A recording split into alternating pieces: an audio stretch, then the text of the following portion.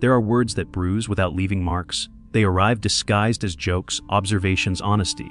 They land softly, then linger, reshaping how someone feels about themselves long after the moment has passed. People who put others down are rarely loud villains. Often they are familiar, charismatic, sharp-tongued, sometimes even admired.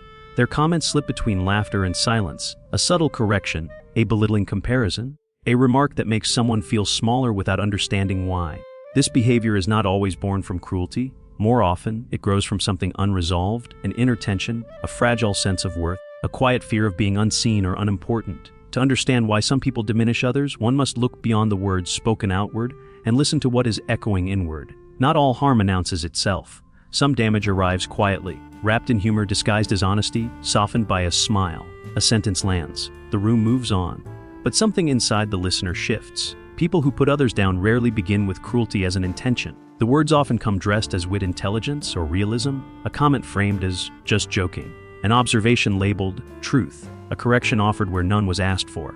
From the outside, it can feel almost invisible. No raised voices, no obvious aggression, just a subtle rearranging of emotional space where one person feels a little larger and another feels a little smaller.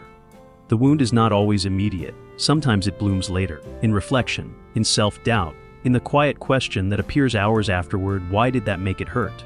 Those on the receiving end often struggle to name what happened. There was no clear insult, no direct attack. And yet, something felt off, an imbalance, a tightening, a faint sense of being diminished. What makes this behavior particularly powerful is its ambiguity. It leaves no obvious evidence, only an internal reaction that feels difficult to justify. And because the harm is subtle, it is often dismissed, even by the one who feels it. But this chapter is not only about those who are put down, it is also about those who do the putting down. People who diminish others often experience a brief internal shift when they do it, a momentary lift, a sense of grounding, a fleeting feeling of control or clarity. The room feels more stable afterward, as though something restless inside has been temporarily soothed. This does not happen consciously. There is rarely an inner declaration of dominance. Instead, the behavior slips out reflexively, almost automatically, especially in social settings where comparison quietly hums beneath conversation. The put down becomes a way to orient oneself, to locate position, to establish relevance. In group dynamics, it often appears as sharp commentary. In relationships, it can take the form of constant correction. In families, it may sound like teasing that never quite feels mutual. In workplaces, it hides behind competence and critique. And because society frequently rewards confidence, even when it edges into cruelty, the behavior can be mistaken for strength. The person who speaks sharply is seen as assertive. The one who critiques publicly is seen as intelligent. The one who jokes at another's expense is seen as charismatic.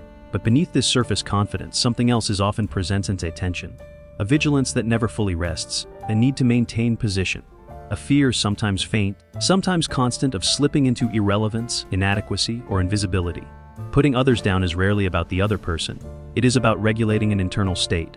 For a brief moment, comparison quiets uncertainty. Superiority calms anxiety, and control feels like safety. Yet this relief never lasts. It cannot, because it does not resolve the underlying discomfort, it only redirects it.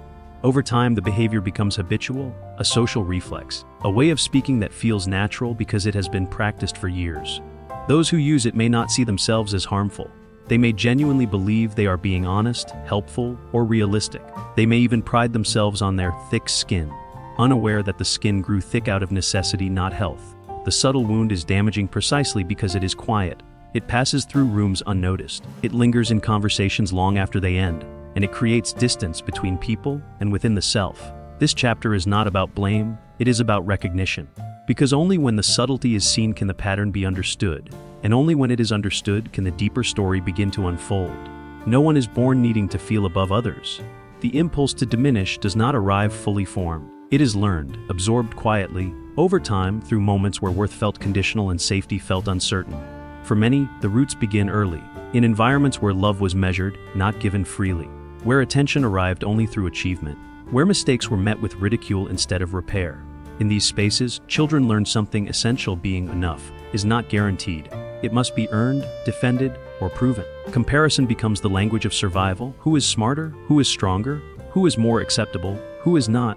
A child who grows up feeling constantly evaluated begins to internalize a hierarchy of value. Worth is no longer intrinsic, it becomes relative. And in a world built on comparison, someone must always be lower for another to feel higher. Sometimes the roots are louder: a parent who mocked, a caregiver who used shame as discipline, peers who humiliated instead of included. Other times, the roots are subtle, emotional neglect, dismissed feelings, praise given sparingly and withdrawn easily. In each case, the message is similar: safety depends on position. To be vulnerable is to risk being diminished. To be imperfect is to invite criticism. To be equal is to be replaceable. Over time, this internal pressure shapes identity. The child adapts, they sharpen language. They learn how to spot weaknesses quickly, not to harm at first, but to protect themselves. They develop humor that cuts before it can be used against them. They learn how to stand slightly above the emotional landscape of others. What looks like confidence often begins as armor. As adulthood arrives, the armor remains. The original danger may be gone, but the nervous system does not know this. It still scans for threat, still braces for judgment, still believes that being ordinary is unsafe. Putting others down becomes an unconscious strategy to stabilize self-worth. Each comparison creates temporary relief. Each moment of perceived superiority offers a brief sense of ground beneath the feet. But this strategy comes with a cost.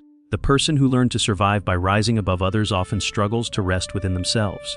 Their sense of value depends on external positioning. It must be constantly maintained. There is little room for softness here. Vulnerability feels dangerous. Admitting uncertainty feels like collapse. Even kindness can feel risky because it removes the shield. In relationships, this often shows up as emotional distance. The person may be admired but not deeply known, respected but not felt as safe, close but never fully trusted. Internally, a quiet loneliness develops because connection requires equality, and equality feels like exposure. This chapter is not meant to excuse harmful behavior. Understanding origins does not erase impact, but it does humanize the pattern. People who put others down are often reenacting an old survival script, one written in a time when being smaller meant being unsafe.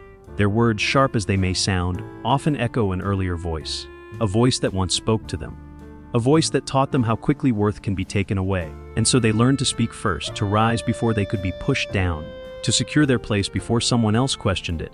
Superiority, then, is not confidence. It is fear shaped into posture.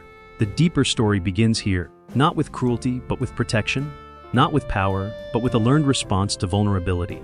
And only by tracing the origin can the pattern be seen for what it truly is, a defense that once helped someone survive, but now quietly keeps them separate. From a psychological perspective, the act of putting others down serves a function. It regulates emotion. It stabilizes identity. It creates a temporary sense of control in moments where the internal world feels uncertain.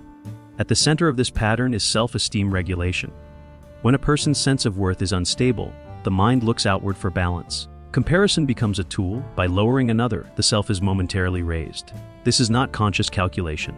The brain is not planning harm, it is seeking relief. Neuroscience shows that social comparison activates reward and threat systems simultaneously. When someone feels superior, even briefly, the brain releases small amounts of dopamine, a signal of reward. At the same time, anxiety decreases. The nervous system interprets the moment as safer. This is why the behavior can feel satisfying, even addictive. The relief is short-lived, but the memory of it lingers, and the brain learns quickly what quiets discomfort. Projection also plays a role. Qualities that a person struggles to accept in themselves, uncertainty, weakness, inadequacy, are easier to locate in others. By naming these traits outwardly, the inner discomfort feels externalized, manageable, and momentarily resolved.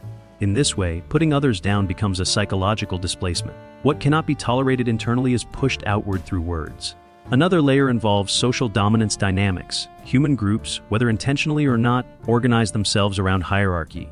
Those who feel uncertain about their place may attempt to secure it through verbal positioning, signaling intelligence, authority, or emotional distance. Research in social psychology suggests that individuals with fragile self-esteem are more likely to engage in downward comparison, not because they feel powerful, but because they fear being seen as insufficient. Importantly, this behavior is different from healthy assertiveness. Assertiveness does not require diminishing another. It communicates boundaries without harm. Demeaning, by contrast, gains strength through contrast. It needs someone else to appear smaller. This distinction matters. The nervous system of someone who habitually puts others down is often in a state of subtle vigilance. There is an ongoing scan for cues of threat. Am I respected? Am I relevant? Am I at risk of being judged? Each put-down quiets these questions briefly, but because the underlying insecurity remains untouched, the relief fades, and the behavior repeats. Over time, this cycle reinforces itself. The brain associates demeaning language with emotional regulation. The habit becomes automatic, bypassing reflection. There is also a relational consequence. While the person may feel momentarily safer, others often feel guarded. Conversations lose openness, trust thins, connection becomes performative rather than genuine. Ironically, the very behavior meant to protect belonging often undermines it. From an attachment perspective, this pattern aligns with avoidant or anxious avoidant dynamics. Closeness feels risky. Intimacy threatens exposure. Keeping others slightly beneath creates distance that feels safer than equality. In moments of vulnerability, when someone else shares uncertainty or emotion, the urge to correct, joke, or minimize can intensify. Not because the vulnerability is unwelcome, but because it activates unresolved fear. The psychology here is not malicious. It is defensive. But defense, when repeated without awareness, becomes harm. Understanding this does not excuse the impact. It clarifies the mechanism. People who put others down are often attempting to regulate emotions they were never taught to hold safely. They learned how to speak sharply before they learned how to sit with uncertainty. They learned how to dominate conversation before they learned how to trust connection. This chapter reveals a difficult truth. Demeaning others is not a sign of strength. It is a sign of dysregulation. And until the nervous system learns another way to feel safe, the pattern will continue quietly, habitually, and at great emotional cost. The next layer explores what happens inside when this strategy begins to fail. Beneath the surface of confidence, an internal struggle unfolds. The person who puts others down is not at ease. They are managing something, an undercurrent of fear that rarely quiets on its own. Control becomes the anchor. Not dominance in its obvious form, but subtle regulation of emotional space. Who speaks? Who leads? Who sets the tone? When someone else enters with confidence, vulnerability, or authenticity, the inner balance shifts. Something feels threatened, not logically, but somatically. The body reacts before thought can intervene. A quick remark, a joke, a correction, these are not random. They are attempts to restore equilibrium. The fear underneath is not always named. Often, it exists as tension rather than thought. A tightening in the chest, a restlessness, a sense that something must be asserted or clarified. Letting go of this control feels dangerous, because without it, there is a fear of being seen fully and found lacking. This is where resistance lies. Change would require vulnerability. It would mean allowing silence, letting someone else shine without comparison, admitting uncertainty without defending against it. For someone whose safety was once dependent on emotional vigilance, this feels like exposure. The nervous system resists not because it is stubborn, but because it believes it is protecting survival. Internally, there is conflict. Part of the self longs for ease, connection, and authenticity. Another part fears what might happen if the armor is removed. This tension creates emotional fatigue. Maintaining superiority requires constant awareness. Language must be monitored. Reactions must be controlled. Status must be preserved. Even in moments of apparent success, laughter, attention, validation, there is no rest, because the safety achieved is conditional. It must be sustained. This is why the behavior persists even when it costs relationships. The fear of internal collapse outweighs the pain of external distance. Often, the person does not recognize this conflict consciously. They may rationalize their behavior as honesty, intelligence, or realism. They may criticize others for being too sensitive, unaware that sensitivity is precisely what they are defending against. There is also shame beneath the fear, a deep reluctance to acknowledge how much effort goes into maintaining control, how fragile the sense of worth feels when it is not propped up by comparison. Shame resists change. It tells the person that awareness itself would be humiliating, that admitting the pattern would confirm the very inadequacy they fear. So the cycle continues. Power becomes easier than presence. Control feels safer than connection. Distance feels preferable to exposure. But the cost accumulates. Moments of genuine intimacy are missed. Feedback is avoided or dismissed. The self becomes increasingly isolated within its own defenses. There may be flashes of awareness, a look on someone's face, a conversation that ends abruptly, a relationship that quietly fades. These moments sting, but they are often quickly rationalized. The mind explains them away to preserve the protective structure. Yet beneath the explanations, something knows. The strategy is working less well than it used to.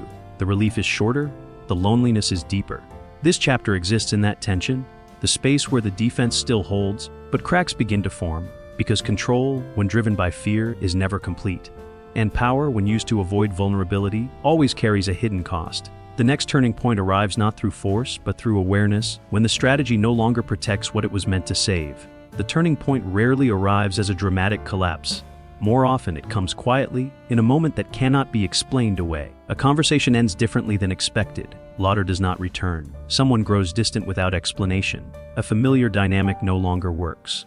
At first, the instinct is to defend, to analyze the other person's sensitivity, to dismiss the discomfort as misunderstanding. But something lingers. The relief that once followed the sharp remark does not arrive. The moment feels hollow, And in that hollow space, awareness begins to surface. This is the mirror cracking. It is not a moment of shame but of curiosity. A subtle question emerges. Why does this keep happening? For the first time, the person notices a pattern not in others but in themselves. Not as a moral failure but as repetition. The realization can feel destabilizing, because the behavior was never seen as harmful before. It was seen as normal, protective, even necessary. Now, it appears differently. Memories resurface, moments when words landed harder than intended, silences that followed, relationships that cooled without explanation. These memories were always there, but now they carry a different weight. They no longer sit outside the self. They reflect something inward. This stage is uncomfortable, not because of guilt alone, but because it threatens identity. If the sharpness is not strength, then what is it? If superiority is not confidence, then what remains? The nervous system reacts to this uncertainty. Anxiety may increase. The urge to revert to old patterns intensifies. This is the paradox of awareness. Seeing the pattern does not immediately dissolve it. Sometimes it makes it harder to tolerate. Yet something has shifted permanently. The behavior can no longer operate in complete darkness. There may be moments of restraint, pauses where a comment is held back, moments of silence that feel unfamiliar and exposed. These pauses are significant. They represent a new choice point. The person begins to notice what arises when the usual defense is withheld. Discomfort, vulnerability, a sense of being unanchored, but also something else. Relief. Not the sharp, fleeting relief of superiority, but a softer kind, a quietness, a reduction in internal tension. This is the beginning of a new regulation pathway. Often, the realization is accompanied by loss, a relationship that no longer returns, an opportunity that passes quietly. These losses are not punishments, they are information. They reveal the cost of the old strategy. They show what was sacrificed in the name of safety. Grief may appear here, not only for others, but for the self, for the years spent guarded, for the connections that never deepened, for the tenderness that was never allowed. This grief is not self-indulgent, it is honest. It marks the end of unconscious repetition. The mirror cracking does not mean the mirror shatters.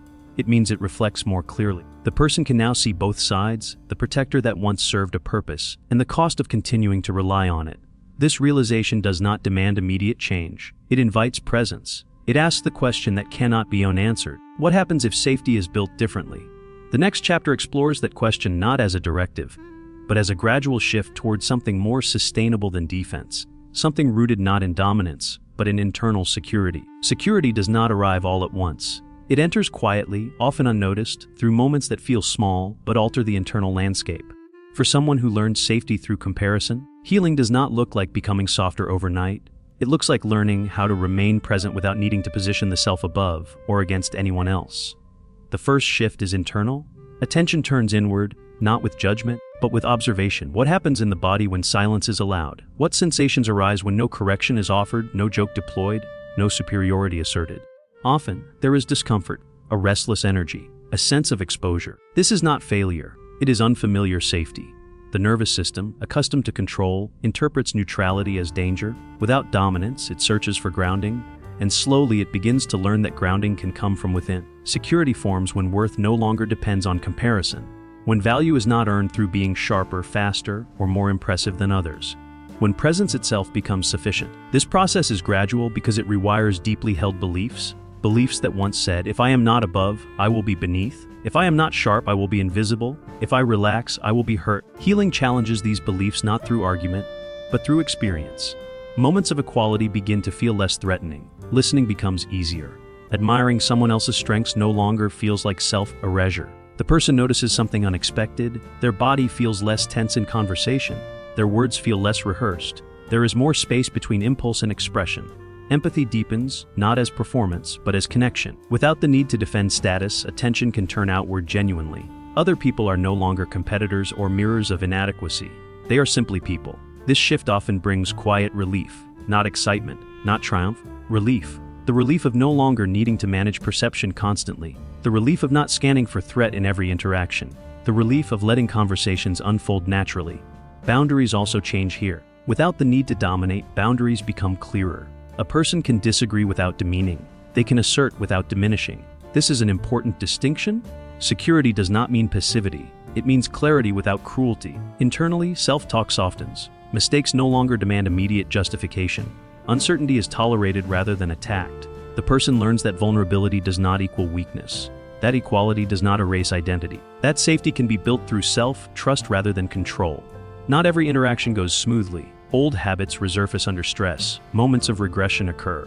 But the difference now is awareness. The behavior is noticed sooner. Repair becomes possible. This is integration, not perfection. The protector is not destroyed. It is reeducated. It learns that it no longer needs to be on constant alert, that the environment has changed, that the self is capable of holding discomfort without collapsing.